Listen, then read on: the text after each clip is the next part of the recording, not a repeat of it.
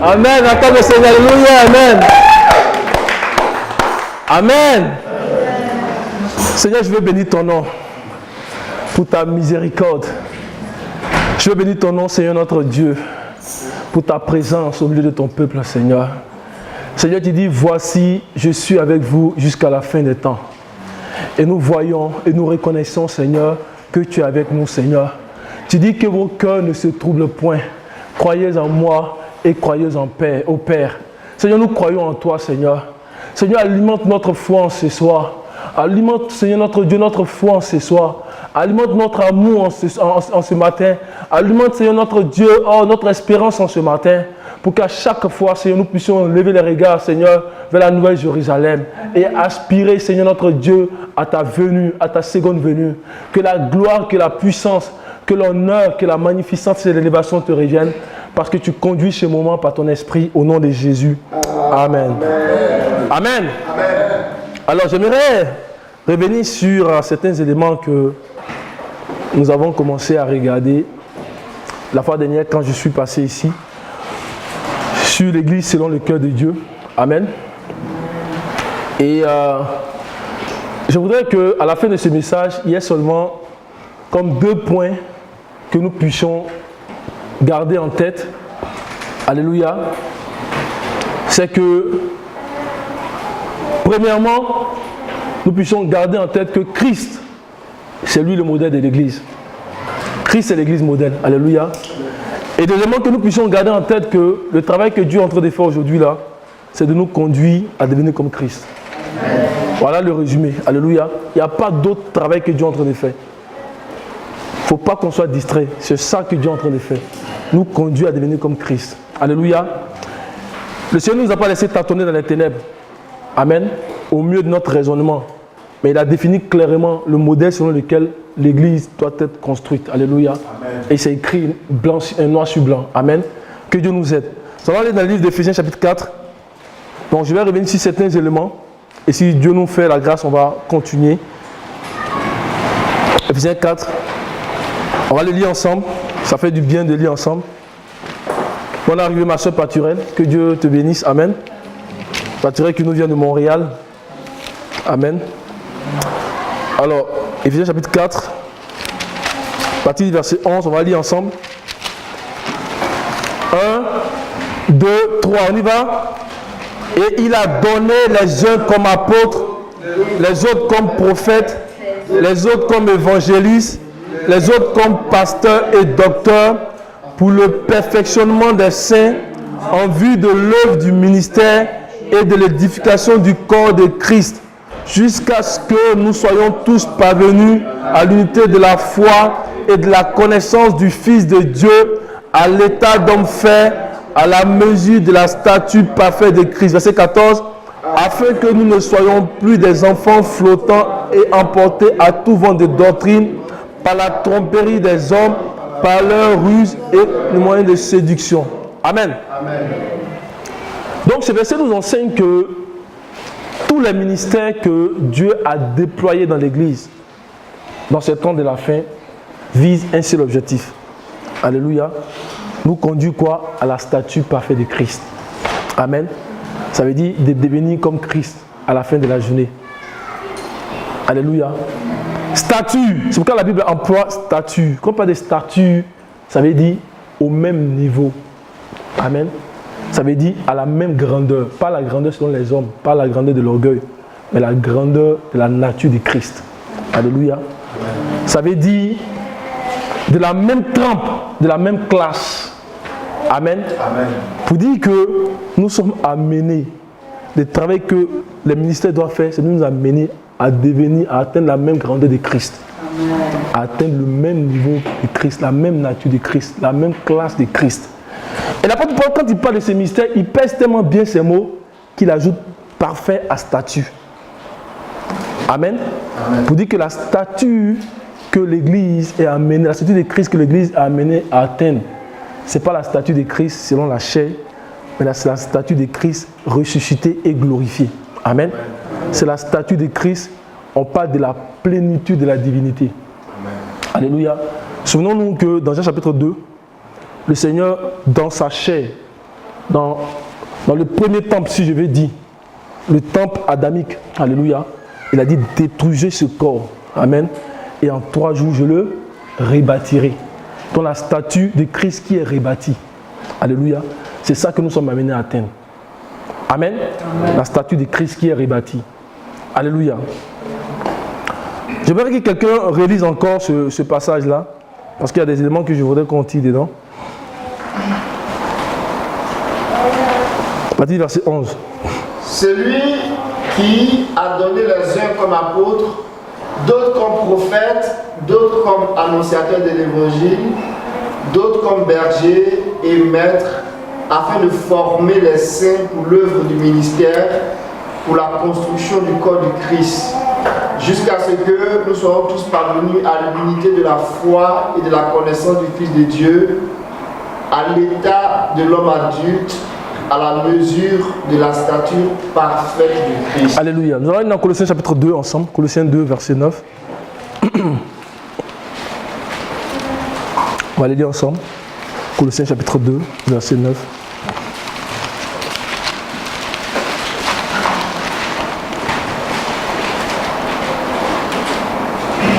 Vous y êtes? On va faire comme à l'école primaire. Amen. 1, 2, 3, on y va. Car en lui habite corporellement toute la plénitude de la divinité. Alléluia. En Christ habite corporellement toute la plénitude de la divinité. Donc à la fin de la journée, le travail que Dieu est en train de faire là, c'est qu'en nous aussi, quand on parle des statues parfaites, viennent habiter toute la plénitude de la divinité. Amen. Alléluia. Amen. En nous viennent habiter toute la plénitude de la divinité. Alléluia. C'est pour ça le Seigneur, quand il avait atteint cet état, il a dit détruisez ce corps. C'est ça qui va briser le corps mortel. Alléluia. Pour nous donner le corps de la gloire de Christ. Alléluia.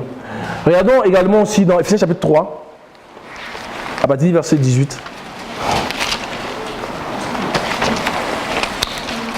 Ephésiens 3.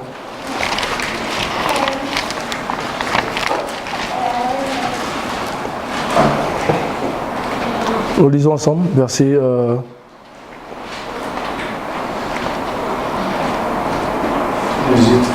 alors à partir du verset 14 ensemble. À cause de cela, je fléchis les genoux devant le Père, duquel tire son nom toute famille dans les cieux et sur la terre, afin que d'être puissamment fortifié dans son esprit, dans l'homme intérieur, en sorte que Christ habite dans vos cœurs par la foi, afin que, tant enracinés et fondés dans l'amour, vous puissiez comprendre avec les saints quelle est la largeur, la longueur, la profondeur et la hauteur, et connaître l'amour de Christ qui surpasse toute connaissance, en sorte que vous soyez remplis jusqu'à toute la plénitude de Dieu. Alléluia. C'est le mystère du Dieu très saint du tabernacle. Alléluia. Afin qu'on soit remplis de toute la plénitude de Dieu. Il faut cet état pour que nous puissions aussi connaître le rang de la résurrection de Christ. Alléluia. Il nous faut cet état. La Bible dit que chacun va ressusciter dans son rang. Mais pour connaître le rang de la résurrection, où il n'est plus permis de retourner à la mort, qui est la première résurrection, alléluia, il nous faut atteindre cet état. La Bible dit dans Apocalypse chapitre 20, verset 6, heureux et saints ceux qui ont part à quoi? À la première résurrection. Pourquoi? Parce que la seconde mort n'a pas de pouvoir sur eux. Alléluia. Pour atteindre cet état, Dieu veut nous remplir de la plénitude, de sa plénitude. Amen. Donc il nous faut cet état. C'est lorsqu'on va atteindre cet état que la puissance du dépôt qui est en nous, alléluia, en temps voulu, va briser les verrous de la mort. Alléluia. Amen. Et nous faire sortir de notre sépulcre. Alléluia. C'est ce mystère que l'apôtre Paul dit, ô mort, où est ton pouvoir? Mort, où est ton aiguillon? Amen. On va lire dans Ephésiens chapitre 1, versets 18 à 20.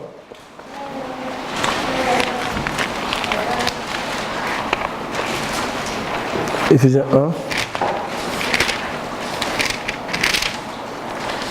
C'est pourquoi quand on parle des statuts de Christ, là, mes frères, on doit y arriver. Alléluia. Et Dieu met tous les ministères en place. Il a mis tout ce qu'il faut en place pour qu'on puisse y arriver. Alléluia.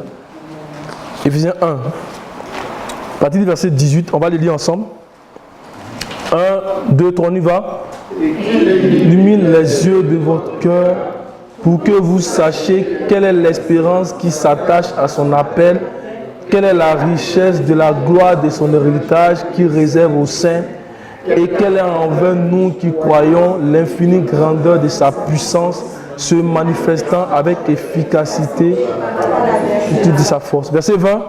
Il a déployé en Christ en le ressuscitant des morts et en le faisant asseoir à sa droite. Alléluia. Cette puissance qu'il a déployée en Christ, c'est la puissance de la plénitude de la divinité. C'est elle qui brise les verrous de la mort. C'est elle, en fait, je vais dire, qui fait fuir la mort. Alléluia. C'est pourquoi nous devons être remplis de la plénitude de la divinité. Alléluia. Et Dieu veut nous remplir corporellement. Et quand ça va arriver, on va dire qu'on a atteint la statue parfaite de Christ. Alléluia. Donc, les ministères, s'ils sont des Christ, si quelqu'un se dit apôtre, si quelqu'un se dit prophète, si quelqu'un se dit docteur, il ne doit viser aucun autre objectif que conduire le peuple, en fait, à atteindre ces statuts. C'est vraiment important. Et c'est comme ça que nous jugeons les ministères. Alléluia. Par la beauté de l'évangile, par la puissance de l'enseignement. Alléluia. Une fois que c'est dévié, on dit que ce n'est pas de Christ. Amen. Et c'est ça qu'avait l'église d'Éphèse. Quand le Seigneur écrit la lettre à l'église d'Éphèse, on va les regarder assez rapidement, on va continuer, ça me vient en tête.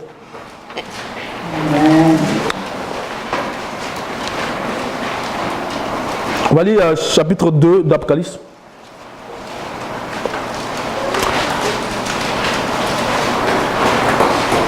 À partir du verset 1, on va les lire ensemble.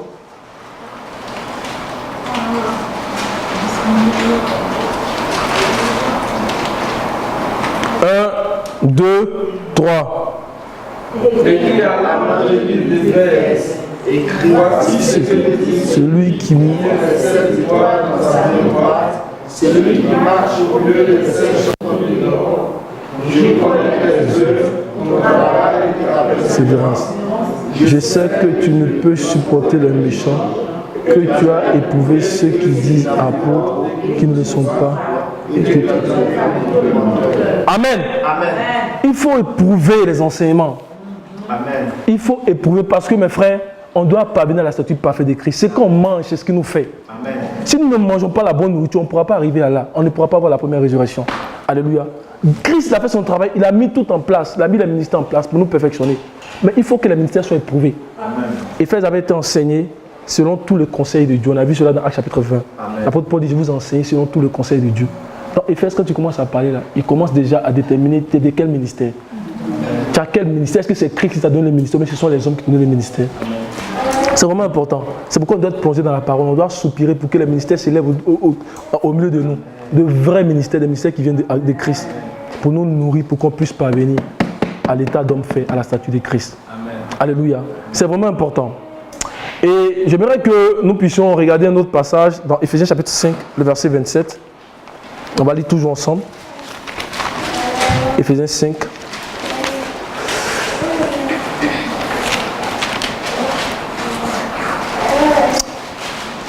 On va lire à partir du verset 25. D'abord, 1, 2, 3, on y va. Marie, aimez vos femmes comme Christ a aimé l'Église et s'est livré lui-même pour elle, afin de la sanctifier par la parole, après l'avoir purifiée par le baptême d'eau, afin de faire paraître devant lui cette Église glorieuse, sans tache, ni ride, ni rien de semblable, mais sainte et irrépréhensible. Alléluia. On a vu que les ministères doivent conduire à la statue parfaite de Christ. Et ce que l'apôtre est en train de dire ici, l'apôtre Paul est en train de dire ici, c'est une prophétie, il est inspiré par l'Esprit. Et il dit que ça, là, ça va se réaliser. Christ, il vient chercher une église qui est glorieuse. Amen. Une église qui est sans tache, ni rien de semblable, mais sainte et répréhensible. Cette église-là, c'est l'église qui a atteint la statue parfaite de Christ. Amen. Alléluia. Cette église-là, c'est Christ lui-même. Amen. Parce que Christ, c'est l'église modèle. Alléluia. Christ, c'est le modèle de Dieu. Amen. C'est-à-dire qu'à la finition de l'église, ce qui doit être en vue, là, c'est Christ. Amen. Alléluia. Il n'y a pas d'autre chose, c'est Christ qui doit être en vue. Quand on dit finir l'église, voici, c'est Christ qui doit être en vue. Amen. Il n'y a rien d'autre que ça. À la finition de l'église, c'est Christ. Amen. Amen. Donc Christ, c'est l'église modèle. Alléluia. Christ, c'est le modèle de Dieu. Amen. Et quand on parle de modèle, en fait, c'est toujours en référence à un édifice. C'est toujours en référence à un édifice. Et nous savons que dans un édifice, toutes les parties de l'édifice tirent l'accroissement de quoi? De l'angle de l'édifice. Pourquoi? Parce que dans l'angle, il y a quoi? Il y a la pierre angulaire. Parce que dans l'angle, il y a la pierre éprouvée. Parce que dans l'angle, il y a la pierre de prix. Alléluia. Christ, alléluia, c'est le modèle du temple sur lequel Dieu est en train de bâtir son temple humain. Amen. C'est pourquoi il faut que nous puissions nous appuyer en fait sur cette pierre. Alléluia, pour pouvoir y parvenir. Et nous avons commencé à voir, nous avons vu cela un peu dans Ésaïe chapitre 28, on va le regarder un peu là. Ésaïe 28. Parce que je vais revenir sur ce passage encore quand on va rentrer dans la lettre de l'église de Philadelphie. Ésaïe 28, on va regarder le verset 16 seulement.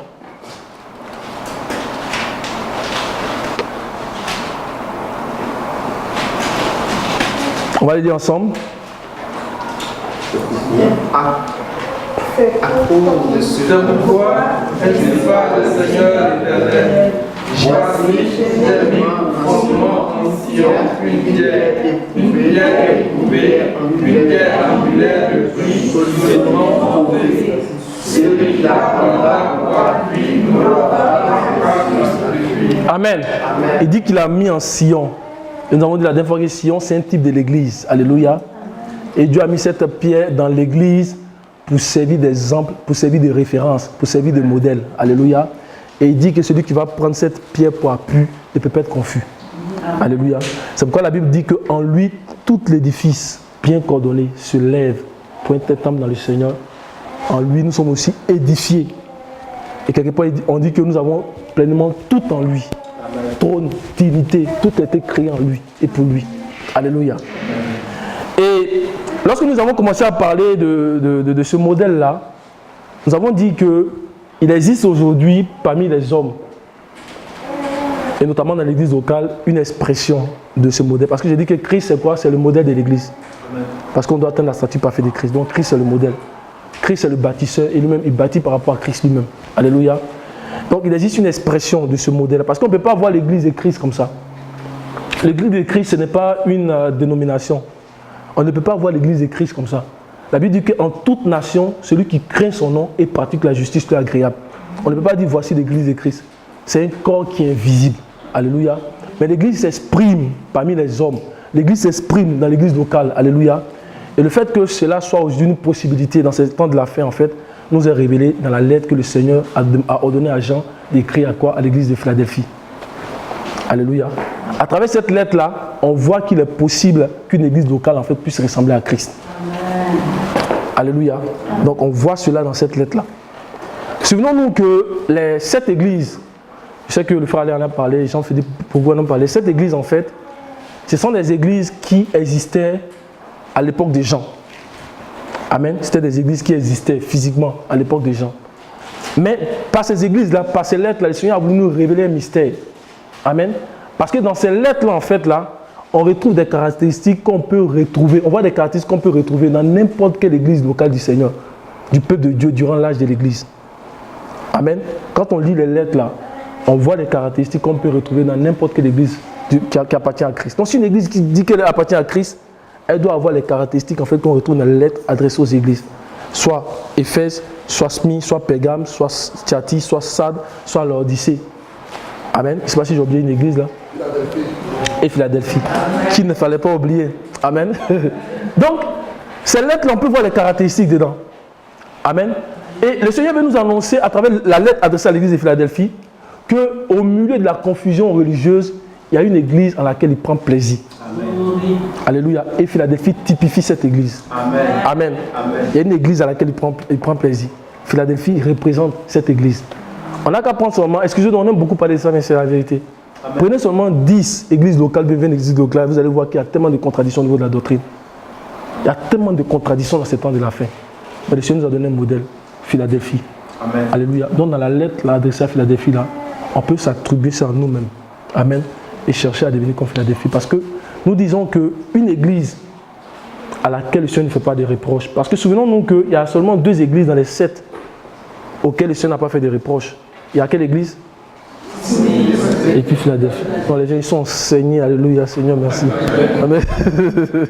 Alléluia. Il y a seulement 2 églises auxquelles le Seigneur n'a pas fait de reproches. Et une église auquel le Seigneur ne fait pas de reproches. Alléluia. Nous disons que cette église-là, amen, elle a atteint le modèle parfait. Parce que nous savons que le jugement du Seigneur, c'est quoi? C'est vrai. Amen. Alléluia. Elle a atteint le modèle qui est parfait. Donc, quelles sont les choses que le Seigneur recherche dans son Église? Amen. Qu'est-ce qu'il recherche dans son Église? Je vais dire, quel est le fonctionnement convenable d'une Église? Amen. Comment est-ce que les retombées, alléluia, donc des retombées divines, ou bien les résultats qui sont agréables à Dieu peuvent venir pour couronner le travail d'une Église locale? On retrouve ça dans la lettre de Philadelphie.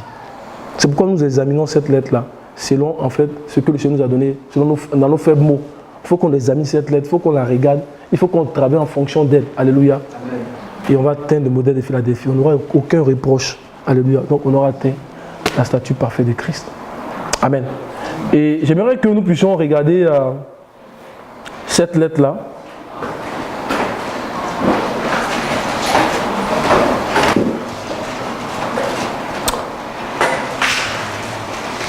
Donc on va aller dans après chapitre 3.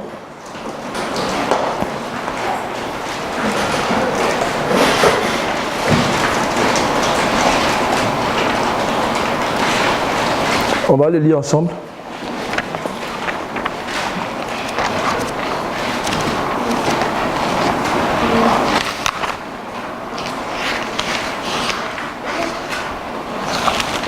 Vous y êtes? 1, 2, 3, on y va.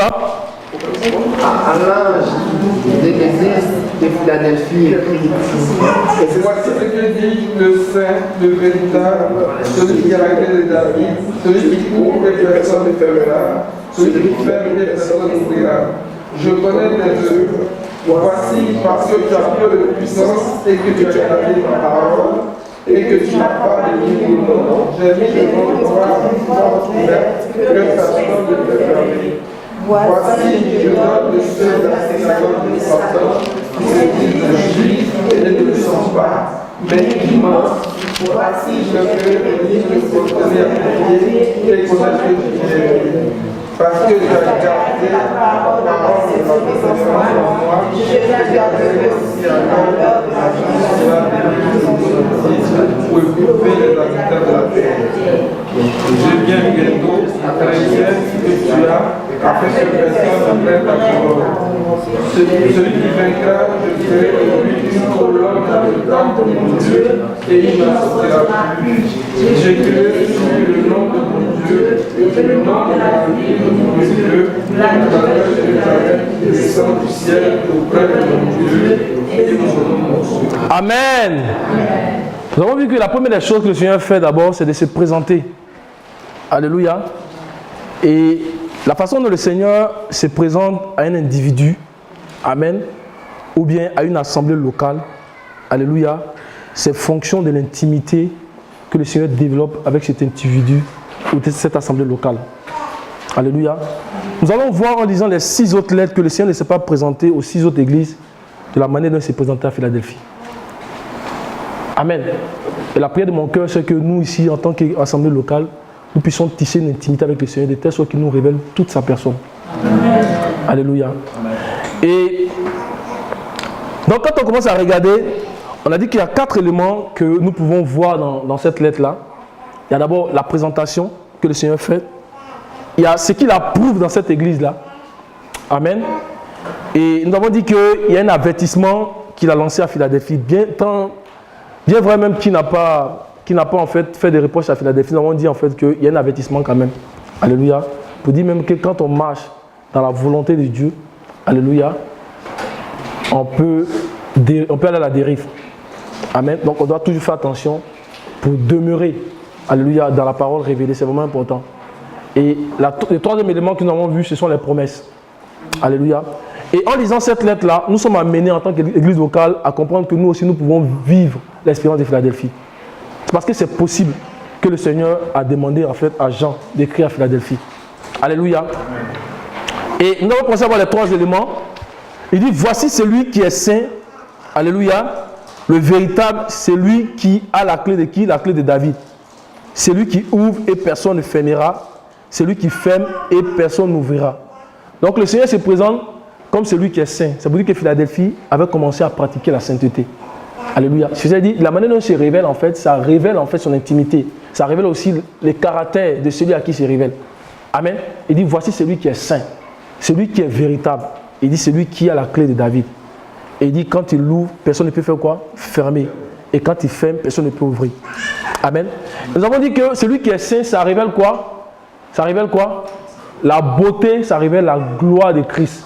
Donc la beauté morale de Christ, ça révèle la gloire. Christ est celui qui est saint. Durant ces 3 ans et demi de ministère, Christ a été éprouvé. Il a subi vraiment des épreuves. Mais la Bible dit que dans toutes ces épreuves-là, il est resté le même, il est resté sans péché. Alléluia. Et c'est ce qu'on avait commencé à voir la dernière fois dans... On va lire rapidement, je pense que c'est dans Hébreux chapitre 2. On va lire le verset 17 au verset 18. Je vais un peu plus vite pour nous laisser le temps de continuer parce qu'il y a certains éléments qu'on n'avait pas vus la dernière fois. Hébreux 2, verset 17 au verset 18. On lit ensemble, on y va. Aussi devait-il devenir En conséquence, la vie est semblable en toute chose dans ses frères, afin que vous soyez sacrificateurs convenant Dieu et fidèles dans le service de Dieu, pour faire l'expiation des péchés du peuple. Car elle est la supérieure qui peut détruire ceux qui sont en lui. Amen. Il a été tenté. C'est pourquoi aujourd'hui il peut nous secourir. Alléluia. Toutes les épreuves que nous pouvons vivre, là, Christ les a vécues à tous les niveaux. Amen. C'est pourquoi il peut nous secourir aujourd'hui. On va également lire Hébreux chapitre 4. Hébreux 4.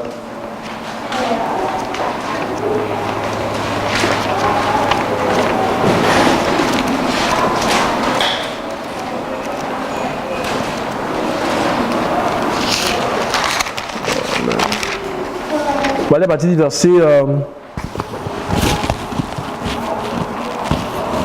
verset 14. 1, 2, 3, on y va.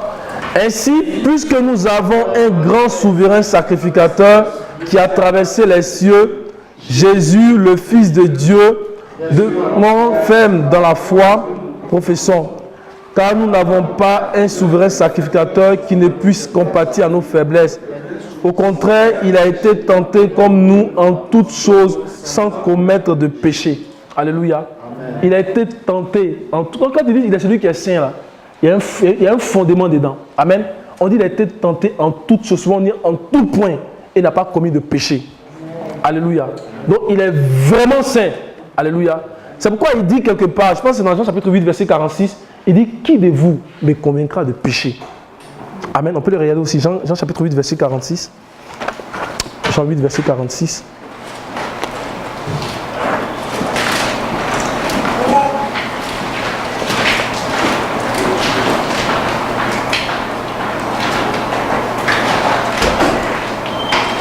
Allez, si tu peux me dire ça, s'il te plaît. Qui de vous me confondra en matière de péché? Amen. Quand quelqu'un parle comme ça, ça veut dire qu'il est vraiment certain qu'il n'a rien fait comme péché. Il dit, qui de vous me convaincre? Alléluia. Jean 14, verset 30, on peut le lire aussi. Jean 14, verset 30.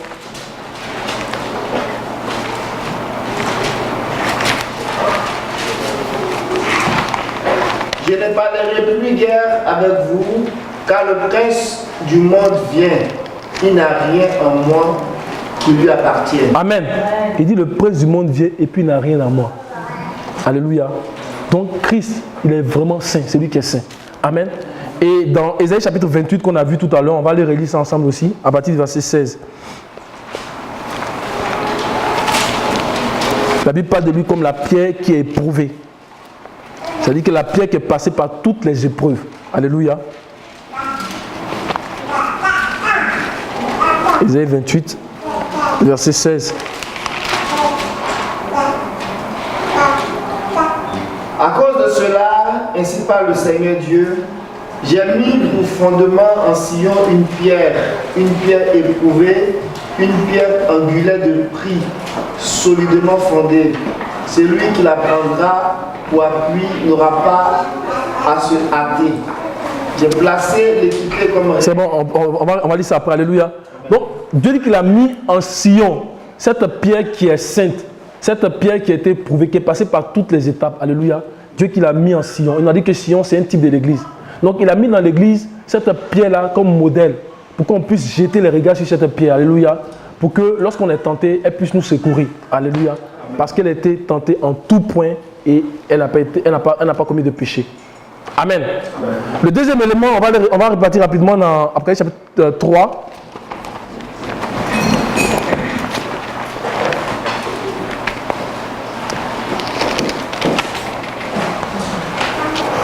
Le verset, j'aurais lu le verset 7. Écrit à l'ange de l'église de Philadelphie, voici ce que dit le Saint, le véritable.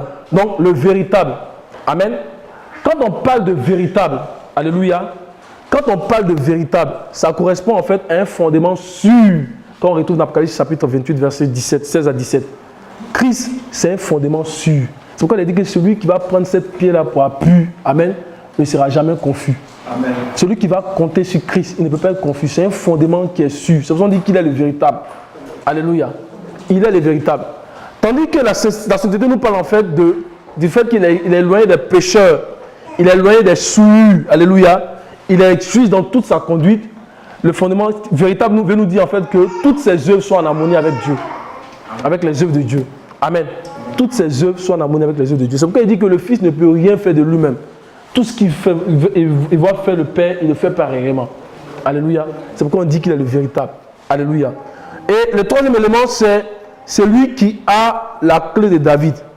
Celui qui ouvre et personne ne peut fermer. Celui qui ferme et personne n'ouvrira. Pour nous dire que Christ, c'est l'élu. Amen. Il est celui-ci qui le Père a marqué son sceau. Alléluia. Amen. Et dans Jean chapitre 6, il dit que travaillez pour la nourriture qui ne périt pas. Il dit que le Père vous donne dans ces temps de la fin. Alléluia. Il dit c'est lui que le Père a marqué de son sceau. Amen. Pour dire qu'il a les dernières décisions du royaume. Et ce qu'il dit là, c'est irrévocable. Amen. Amen. C'est pourquoi il dit, quand il ouvre, personne ne peut fermer. Quand il ferme, personne ne peut ouvrir. Alléluia. C'est lui qui accorde les droits à la jouissance de la vie.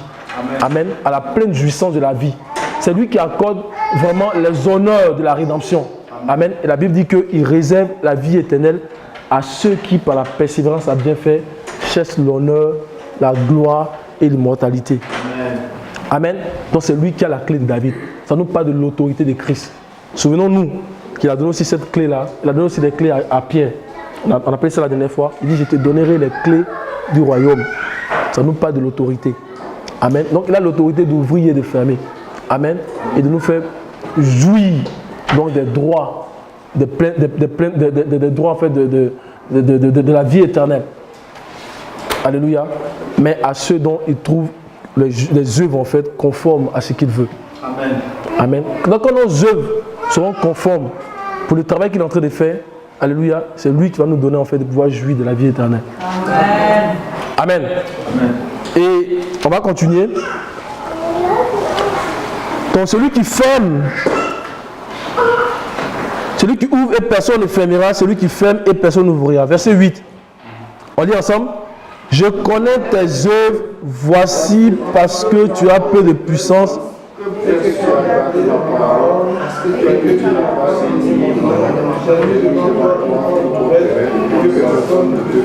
Amen. Il dit, je connais tes quoi? Tes œuvres. Je connais tes œuvres. Mes frères, toutes nos œuvres se font sous le regard de Christ. Rien n'est caché à ce regard. Alléluia. Amen. Que ce soit ce que nous faisons en secret. Amen. Que ce soit ce que nous faisons en public. Que ce soit ce que nous disons de nous-mêmes. Que ce soit ce que nous disons de notre assemblée. Tout est sous le regard de Christ. Alléluia. Rien ne peut être caché au regard de Christ. Lisons Hébreux chapitre 4. Hébreux 4, le verset 15. On peut dire que nous devons faire attention à tout ce que nous faisons. Donc on peut se vanter devant les hommes, on peut dire tout ce qu'on veut de nous devant les hommes, mais rien n'est caché aux yeux de Christ. Rien. Hébreux 4, verset 15.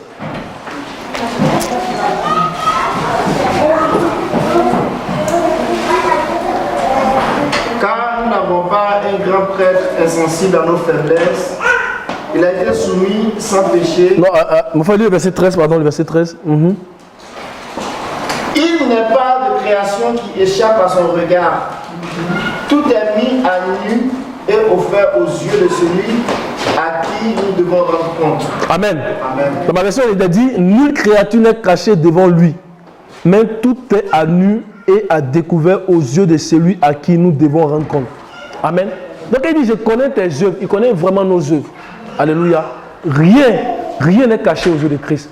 Souvenons-nous que la Bible dit que l'Éternel étend les regards sur toute la terre pour soutenir ceux dont le cœur est entier à lui. C'est lui qui a dit, j'ai trouvé David. David n'était même pas connu de quiconque. Il dit, j'ai trouvé. Donc il connaît nos œuvres. Alléluia. Rien n'est caché à ses yeux. Et il bénit celles qui sont en fait selon sa volonté. Alléluia. Donc Dieu il connaît nos œuvres. Alléluia. Souvenons-nous le contexte dans lequel en fait Jean il a vu le Seigneur. On revient très souvent les chemins, c'est vraiment important. Le contexte dans lequel Jean a vu le Seigneur dans le premier tableau de l'Apocalypse nous montre que le Seigneur connaît nos œuvres. On va lire l'Apocalypse chapitre 1, on va le lire ensemble.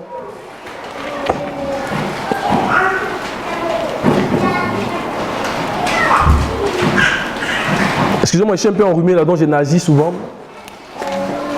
Apocalypse chapitre 1, à partir du verset 9, nous lisons ensemble. Moi, Jean, votre frère, et qui est pas avec vous à la tribulation et au royaume et à la persévérance en Jésus, j'étais dans l'île.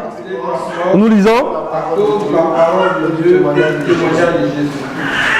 Je fus assis à l'esprit au jour du Seigneur et j'entendis derrière moi une voix forte comme le son d'une trompette qui disait: ce que tu vois, écris-le dans un livre et envoie-le aux sept églises, à Éphèse, à Smyrne, à Pergame, à Thyatire, à Sardes, à Philadelphie et à la Laodicée.